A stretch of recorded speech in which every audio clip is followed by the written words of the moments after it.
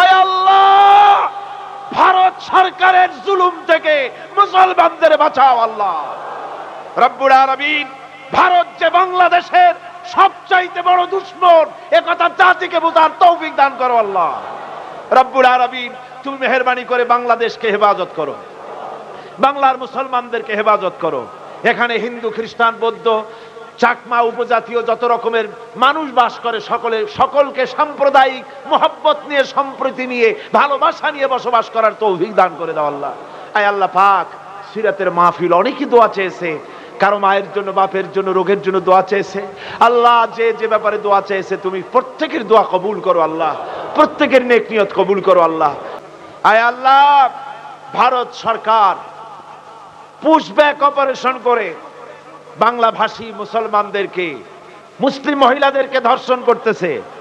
আয় আল্লাহ, মুসলমানদেরকে কষ্ট দিতেছে। খাবার নাই, পরার নাই, পানি নাই, একটা রুটি খেয়ে 24 ঘন্টা কাটাতেছে আমাদের মুসলমানেরা।